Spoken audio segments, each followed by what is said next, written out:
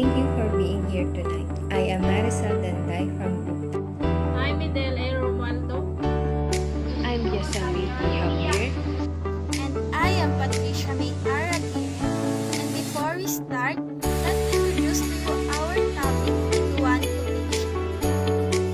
Financial literacy is not only involves the ability to count your money, it also tests your ability to evaluate the cost and benefit associated with each decision you make.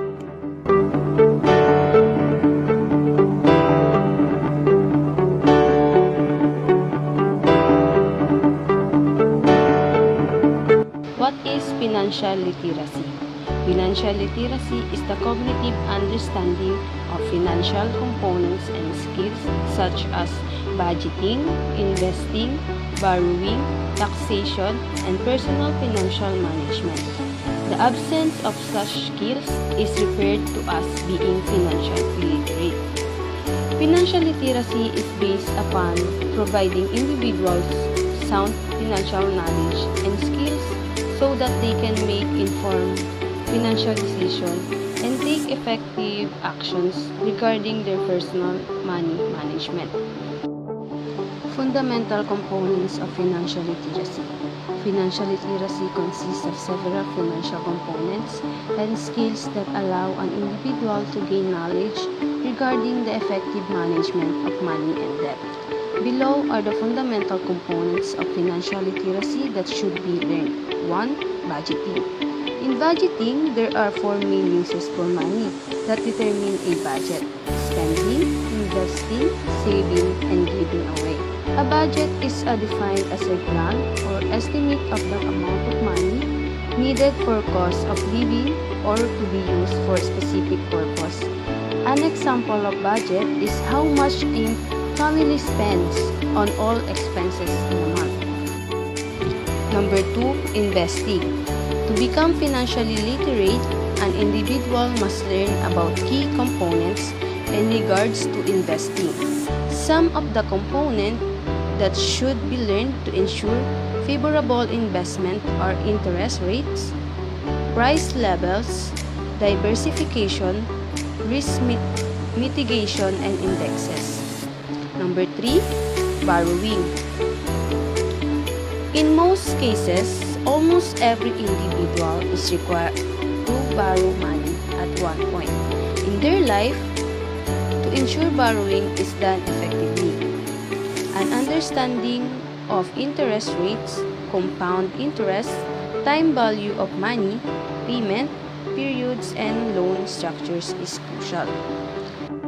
Number 4, taxation.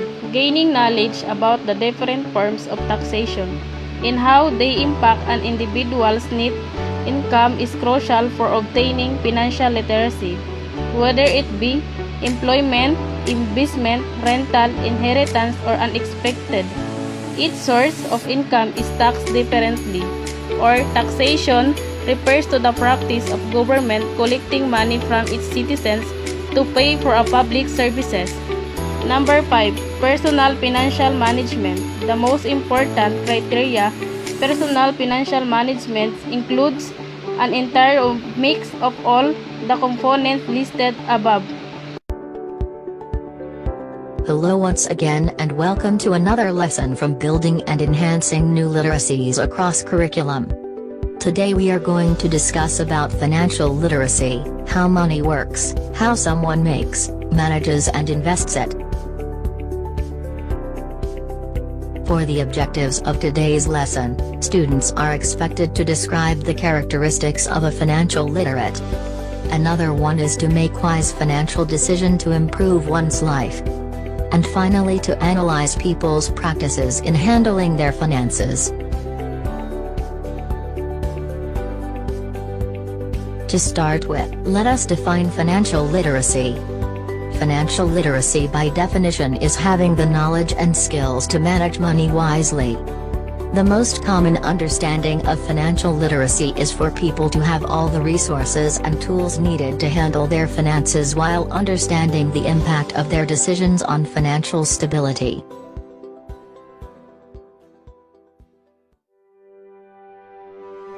What do we get from being financially literate?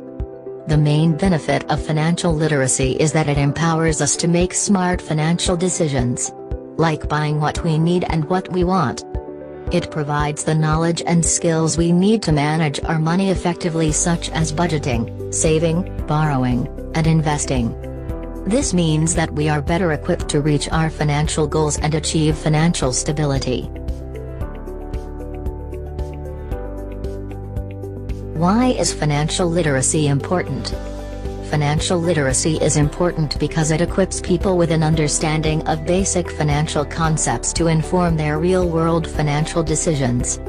With this knowledge in hand, they are able to manage their money, make sound decisions, and maintain healthy spending and budgeting habits. Some common situations in which financial literacy can help include saving for retirement, purchasing a house, selecting an insurance, managing a debt, reducing expenses, and others. What it means to be financially literate. To be financially literate, it means someone has an understanding of essential financial concepts in budgeting, saving, credit, debt, insurance, and financial decision making.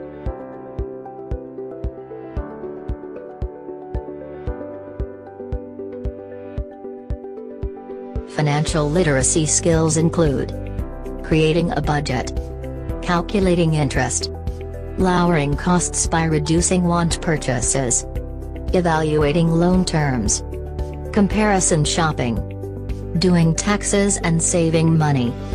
The knowledge and skills about financial literacy contribute a lot in the financial decision making and the ability to carry out the decisions that are made. How to become financially literate. Financial literacy is acquired by learning financial concepts and practicing them. Many people receive informal financial education from family members or role models, parents who teach their children how to save their money, for instance. However, formal financial instruction from a trusted provider offers a more comprehensive and reliable education. Schools, banks, and non-profit organizations are just a few of the sources that offer financial education. Let us have the 12 Principles of Financial Literacy by Barbara O'Neill. 1. Know your take-home or net pay. Before committing to significant expenditures, estimate how much income is likely to be available to you after all mandatory deductions. 2. Pay yourself first. Before paying bills and other financial obligations, set aside an affordable amount each month in accounts designated for long-range goals and unexpected emergencies.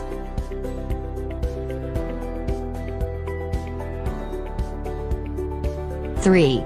Start saving young. Recognize that your total savings are determined both by the interest you earn on savings and the time period over which you save. 4. Compare interest rates. Obtain rate information from multiple financial services firms to get the best value for your money. 5. Don't borrow what you can't repay. You have to be a responsible borrower who repays as promised, showing that you are worthy of getting credit in the future. Before you borrow, compare your total payment obligations with income that you will have available to make these payments. 6. Budget your money. You have to create an annual budget to identify expected income and expenses, including savings. This will serve as a guide to help you live within your income. 7. Money doubles by the rule of 72. To determine how long it will take your money to double, divide the interest rate into 72. For example, an account earning 6% interest will double in 12 years, that is 72 divided by 6 is equal to 12. 8. High returns equal high risks. Recognize that no one will pay you high interest rates on a sure thing. In the most cases, the higher the interest rate offered, the higher the risk of losing some, or all of the money you invest. Diversification is the best hedge against investment risk. 9. Don't expect something for nothing. Be leery of advertisements, salespeople, or other sources of financial offers promising anything free or guaranteed investment returns. Like non-financial opportunities, if it sounds too good to be true, it probably is. 10. Map your financial future. Take time to list your financial goals, with a specific time deadline and dollar cost, and develop a realistic plan for achieving them.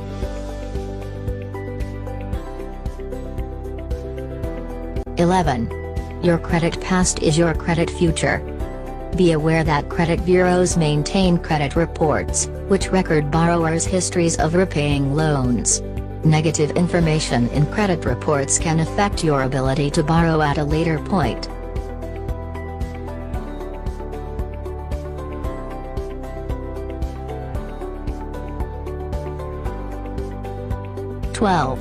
Stay insured. Purchase insurance to avoid being wiped out by a financial loss, such as an illness or accident. An insurance plan should be part of every personal financial plan.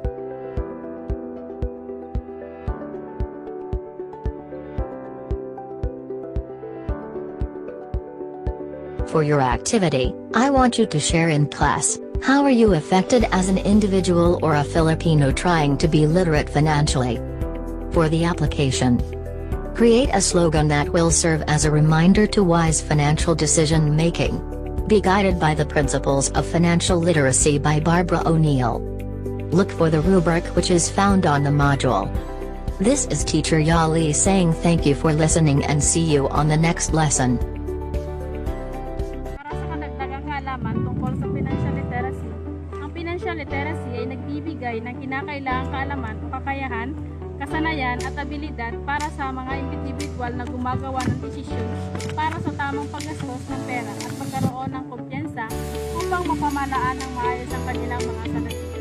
Ang financial literacy ay nakakatulong na magkaroon ng kamalayan at karagdagang aral sa ating isipan kung paano pangasiwaan at kasusin ang ating mga salapi o pera sa wasto at maayos na paraan. Naunawaan din natin kung paano ang tamang pagbabudget sa bawat araw na gastusin natin. Natututunan din natin na magandang paraan ng pag-iipon, pagtitipid at pagtatabi ng pera. Ang panghuli ay ang pagtitimbang natin sa ating kailangan at hindi kailangan para maging aktibo at matalino sa pamamahala ng pera at matugunan ang pangangailangan sa pang-araw-araw nating pamumuhay. Yun lamang po at maraming salamat. Sa kabuuan, ang financial literacy ay ang kaalaman tungkol sa ating buhay pinansyal o kaalaman sa tamang paghawak ng pera, tamang pag-ipon, tamang paggastos, at kung paano mapamalaki ang pera. Kaya, marapat lamang natin pag-aralan kung ano ba talaga ang financial literacy para sa atin at sa ating pamumuhay. Maging aktibo tayo pagdating sa usaping pinansyal. Let's proceed to our main topic, benefits of financial literacy. Being financially literate is a skill that brings forth an assortment of benefits that can improve the standard of living for individuals through an increase in financial stability. Listed below are the assortment of benefits of being financially literate. 1. Benefits, ability to make better financial decisions. Based on my findings, here are 5 ways to make better financial decisions. 1. Consider concurrent financial planning. 2. Increase positive financial actions. 3. Decrease negative financial habits. 4. Save something for retirement. 5. Run some financial calculations. Benefits number 2. Effective management of money and debt. Money management refers to the processes of budgeting, saving, investing, spending, or otherwise overseeing the capital usage of an individual or group. Here are 7 steps to take to manage your money properly. 1. Understand your current financial situation. 2. Set personal priorities and finance goals. 3. Create and stick to a budget. 4. Establish an emergency fund. 5. Save for retirement. 6. Pay off debt. And 7. Schedule regular progress reports. Benefits number 3. Greater equipped to reach financial goals. Here's are some example of financial goals. 1. Improve your financial literacy. 2. Create a budget. 3. Save for retirement and other long-term plans. 4. Save for short-term and mid-term plans. 5. Pay off debt. 6. Build good credit. 7. Make more money. 8. Create an estate plan. And also here's are the 5 tips to stay focused on your financial goals. 1. Do an annual review.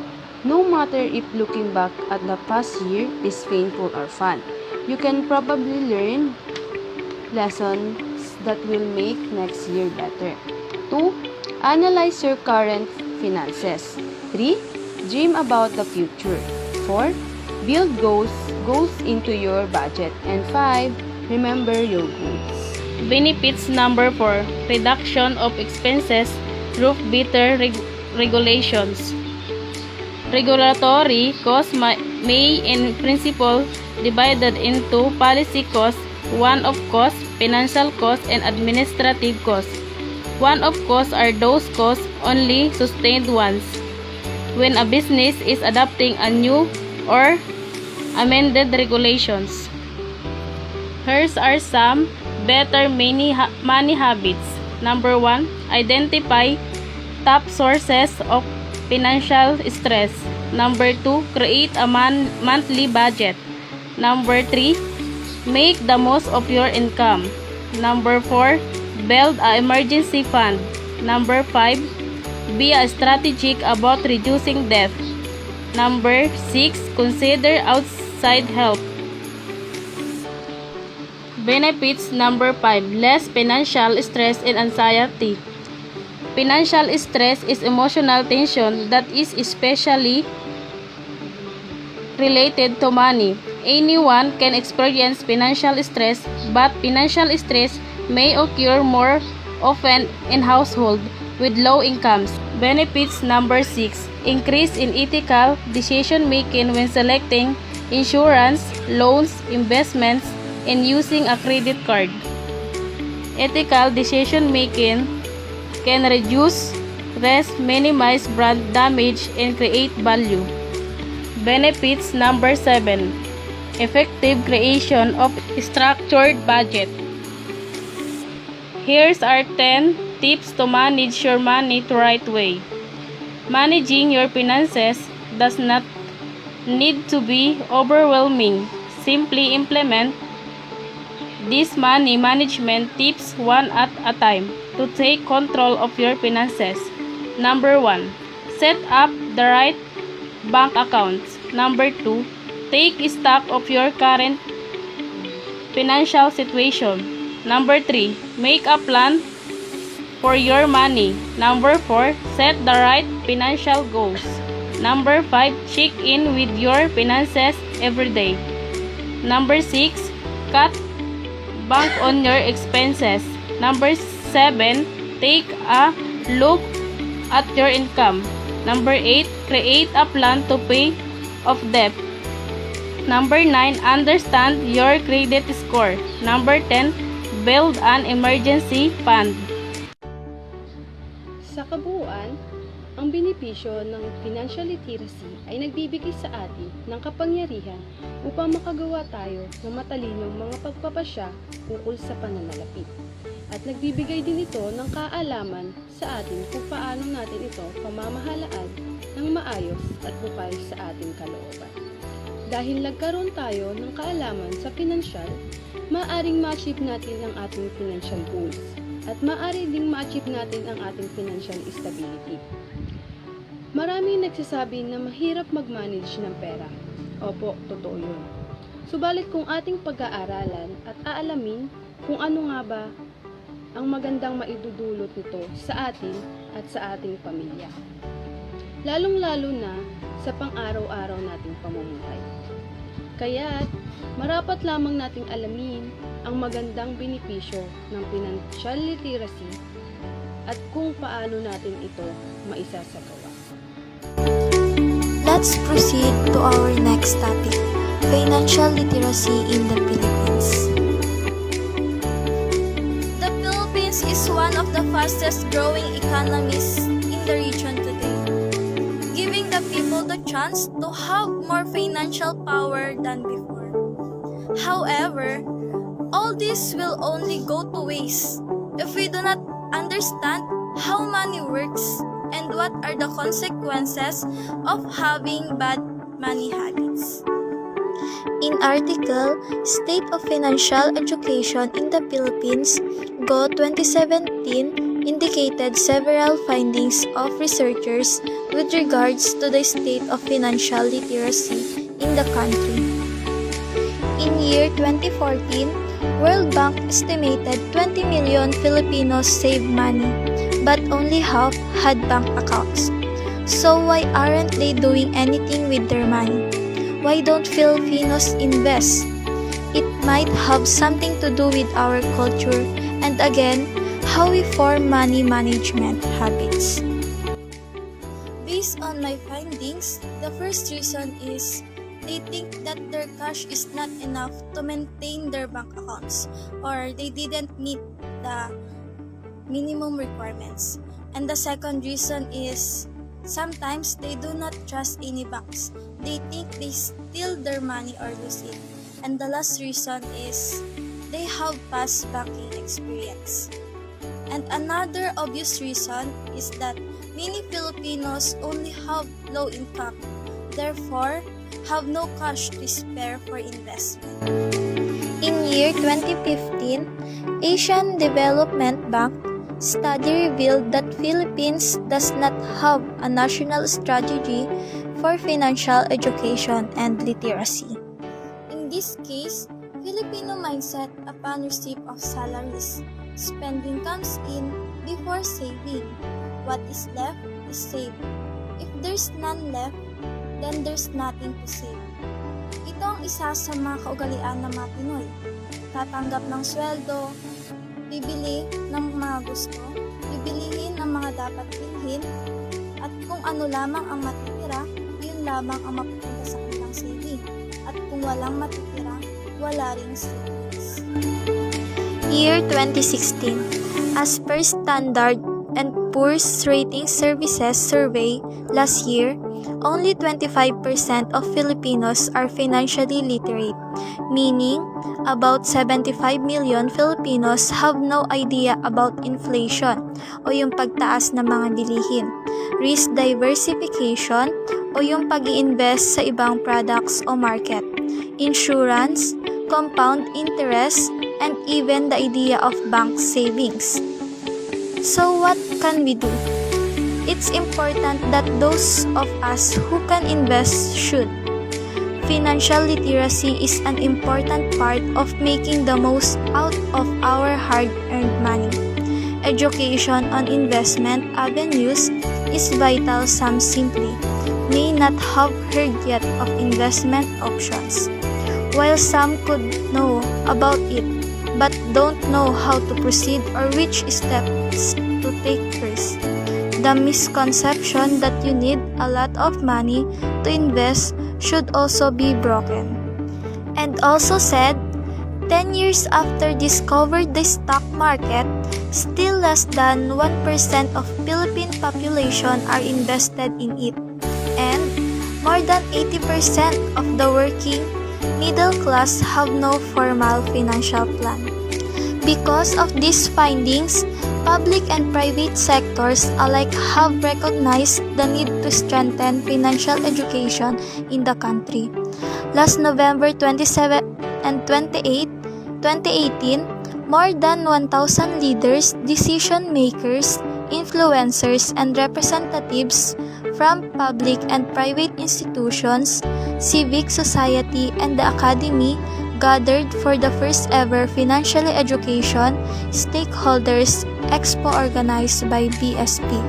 Expo is designed to build an organized network of players that share the vision of a financially literate citizenry and cohesively implement the variety of initiatives to achieve the vision.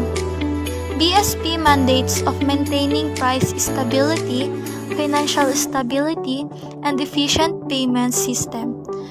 The BSP's conviction that a financially educated Filipino is an empowered Filipino who is able to make wise financial decisions that positively impact personal financial circumstances and consequently contribute to inclusive and sustained economic development.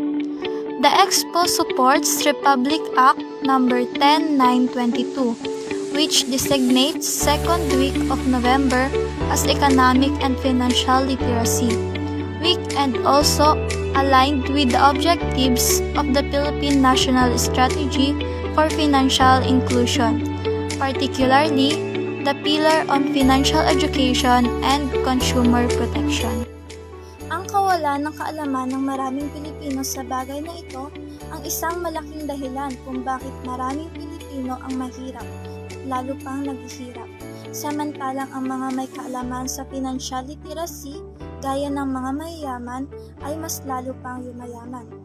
Iyan din ang madalas kong marinig na hinaing ng ibang tao, na bakit daw ang mga mahihirap na gaya nila ay lalo pang naghihirap, at ang mga mayayaman ay mas yumayaman pa, at susundan ng mga paninisi sa gobyerno at kung sino mang mga taong masisisi nila.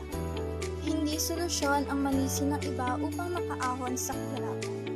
That said, no one else can change your life, but you and only you. That doesn't mean you won't need other people's help. Let me just repeat. You also need other people's help, not to blame them. In the other words, the way to get out of poverty begins with you. Developing personal financial literacy. Personal financial literacy is the ability to understand and effectively use various financial skills, including personal financial management, budgeting, and investing. Financial literacy is the foundation of your relationship with money, and it is a lifelong journey of learning. The earlier you start, the better off you will be, because education is the key to success when it comes to money. It is never too early or too late to begin developing financial literacy, taking control of your finances and putting yourself on the path to financial security. Being financially literate allows one to earn more, spend less, and get the things he or she really wants. There are 6 major characteristic types in how people view money. Number 1, frugal. Frugal people seek financial security by living below their means and saving money because they believe that money will offer protection from unprecedented events and expenses. Number 2, pleasure. Pleasure seekers use money to bring pleasure to themselves and to others. They are more likely to spend more than they earn. If they are not careful and do not change, they may fall into deep debt.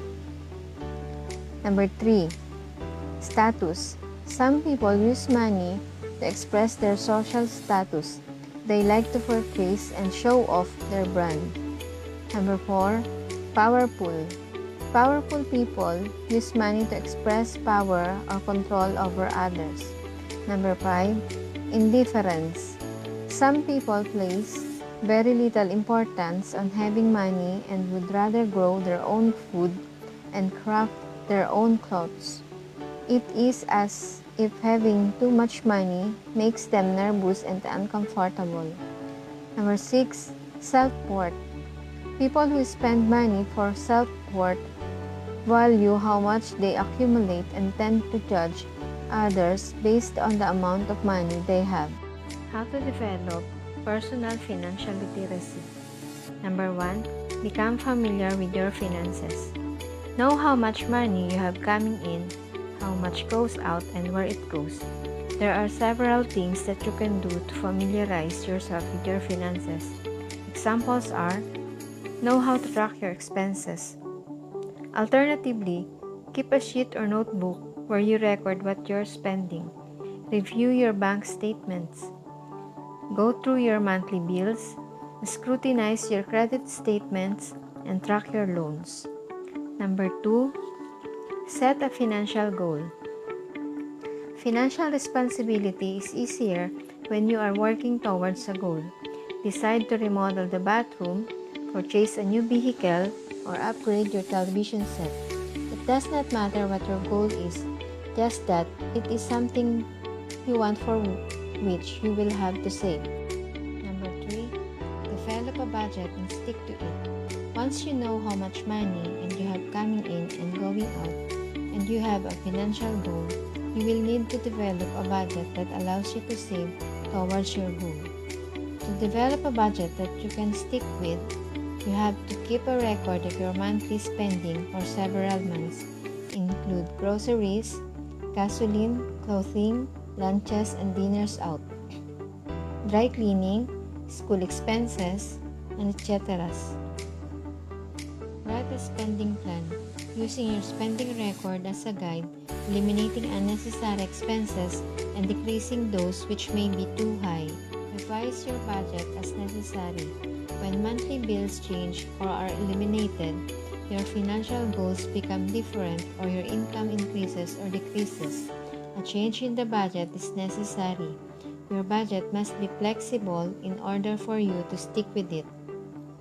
Discuss finances openly and honestly, and stay involved. Generally, one spouse is in charge of the finances, but that is no excuse for the other. Number 4. Learn the difference between good debt and bad debt. Not all debt is created equal. Here is how to tell the good debt from the bad debt. Number 1. Debt which creates value and helps you to build wealth is good debt. The most common example of good debt is a mortgage. The value of the home increases as the amount of the debt decreases and you build equity in the home. School loans are also considered good debt because of the potential value of degree you earn acquiring the debt. Number 2. Debt which continues to increase as the item purchased with it decreases is a bad debt. Credit cards are the number 1 bad debt among consumers. The items purchased on the card decrease in value, while the interest you are charged on them increases each month you do not pay off the credit card. Car loans are also bad debt because the value of the car decreases more quickly than the principal of the loan. Number 5. Avoid common money management mistakes. There should be more money coming in than there is going out. Oftentimes, simple things people do or do not do throws that balance out of whack without them realizing it. Number 1. Living on credit. Charging merchandise to credit cards or taking out loans to purchase large ticket items is not living within your means. If you are not living within your means, you are incurring bad debt, which may dig you into a financial hole of which you cannot get out. Number 2. Not setting financial goals. It may not sound like a huge mistake to not have a financial goal, but if you have no real reason to manage your money well, you are not as likely to do it. A financial goal will give you something to look forward to and work towards. Number 3. Calling luxurious items necessities. Number 4. Focus your spending on items that improve your quality of life and feel meaningful. We often spend more than we think on things we really don't need or care about. Number 6. Educate yourself on personal finance. Look for organizations in your community that can help you learn more about personal finance with articles, activities, and classes. Number 7. Learn how to identify unreliable sources of information. even when using informations found on the internet. The same basic rules apply.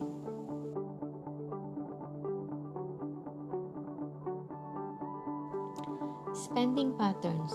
It shows what consumers are purchasing and how much they are likely to spend. Are you prudent, or have you been accused of spending money lavishly, or are you somewhere in between? Individuals have different spending patterns. Before one can come up with a financial improvement plan, one needs to analyze his/her spending habits. There are two common spending patterns: habitual and impulsive spending. Habitual spending occurs when one spends out of a habit, when one buys the same item daily, weekly, or monthly. Daily items may include water, rice, and cup of coffee. Week items may be grocery items. Monthly items are the electricity and internet bills. Impulsive spending occurs when one mindlessly purchases items that he or she does not need. Many people are often enticed by monthly sales of the month with the attitude that they may lose the items the following day. Fixed versus variable expenses. Fixed expenses are those that remain constant within your budget. You always know exactly when and how you need to pay, making these expenses predictable.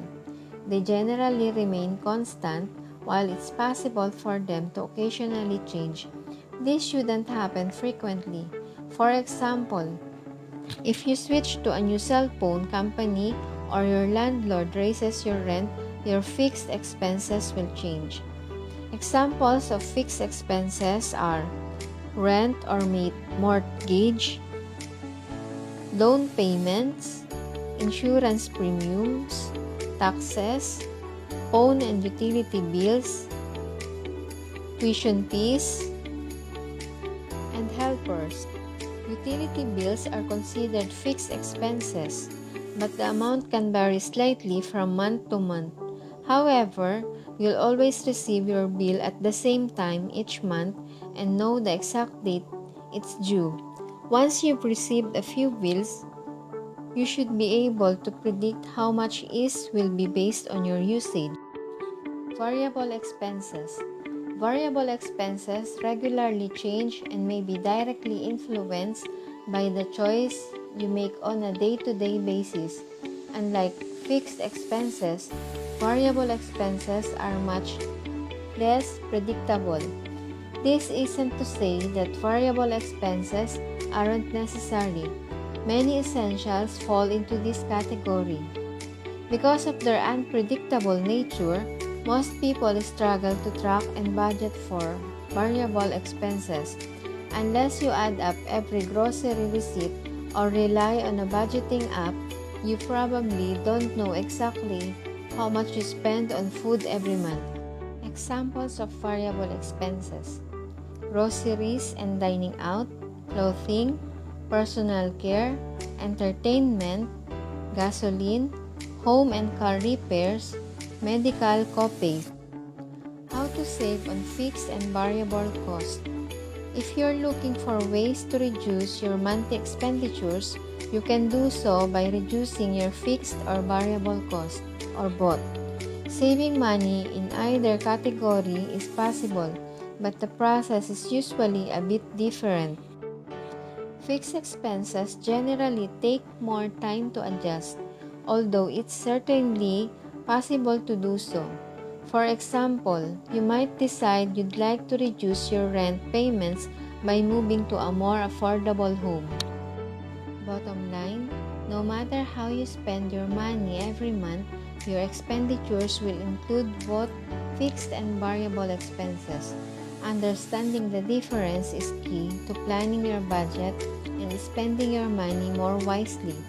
By dividing your expense into fixed and variable categories, you can get a clearer picture of where your funds are being allocated and spot opportunities to reduce costs.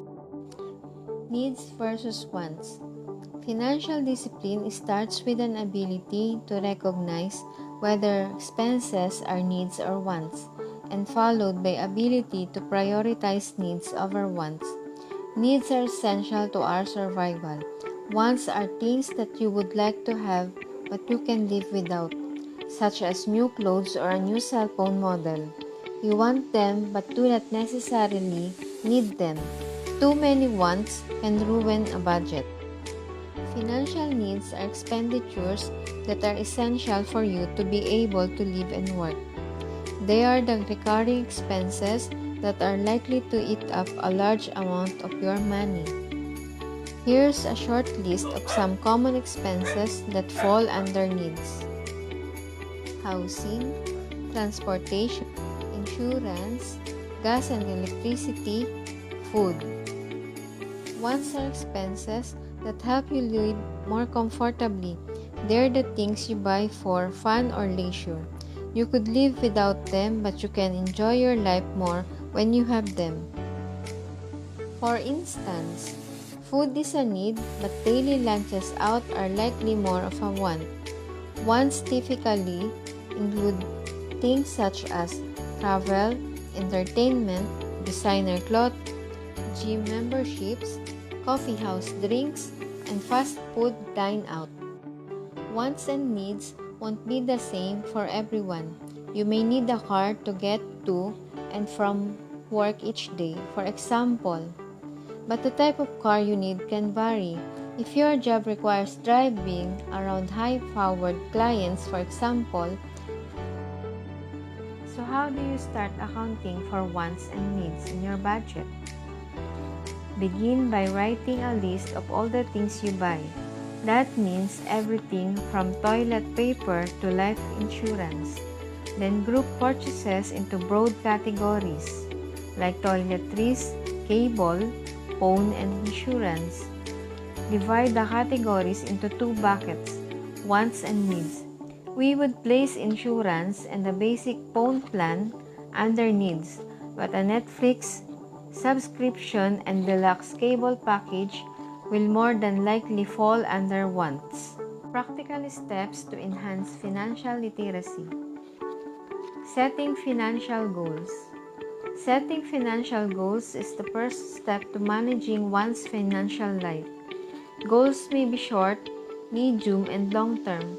Short-term goals can be measured in weeks and can provide instant gratification and feedback. Developing a spending plan. Time and effort are necessary to build a sustainable spending plan. 3 easy steps are proposed below when developing your personal spending plan. Number 1, record. Keep a record of what you spend. Number 2, review. Analyze the information, decide what you do. 3, take action. Do something about what you have written down. Importance of saving.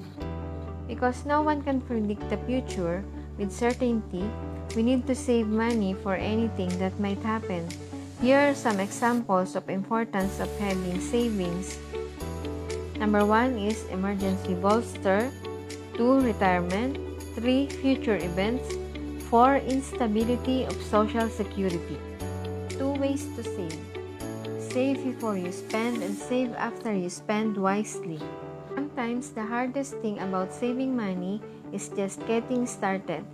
This step-by-step guide for how to save money can help you develop a simple and realistic strategy so you can save for all your short and long-term savings goals. Simple ways to save money. Record your expenses. The first step to start saving money is to figure out how much you spend. Keep track of all your expenses. Budget for savings. Once you have an idea of what you spend in a month, you can begin to organize your recorded expenses into a workable budget. Your budget should outline how your expenses measure up to your income, so you can plan your spending and limit. Find ways you can cut your spending. If your expenses are so high that you can't save as much as you'd like, it might be the time to cut back. Identify non-essentials that you can spend less on. such as entertainment and dining out. Look for ways to save on your fixed monthly expenses like television and your cell phone too. Here are some ideas for trimming everyday expenses. Use resources such as community event listing to find free or low-cost events to reduce entertainment spending. Cancel subscription and memberships you don't use, especially if they renew automatically. Commit to eating out only once a month and trying places that fall into the cheap eats category. Give yourself a cooling off period. When tempted by a non-essential purchase, wait a few days. You may be glad you passed or ready to save up for it. Set saving goals. One of the best ways to save money is to set a goal. Start by thinking of what you might want to save for. Perhaps you're getting married, planning a vacation, or saving for retirement. Then figure out how much money you'll need and how long it might take you to save it. Decide on your priorities.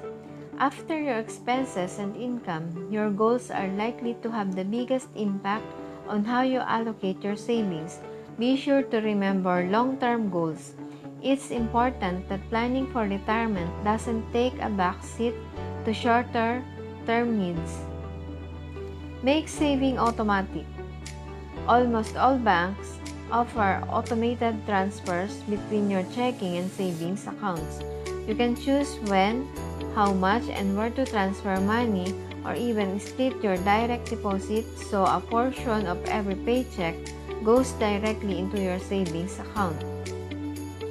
Watch your savings grow. Review your budget and check your progress every month.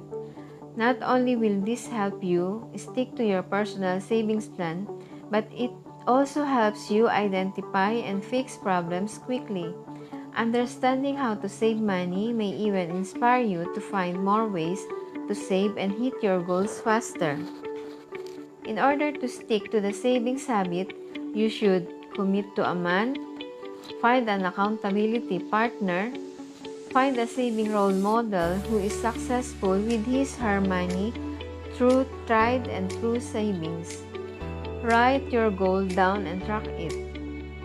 Avoid tempting situations or don't go to the mall to hang out. Thank you for listening.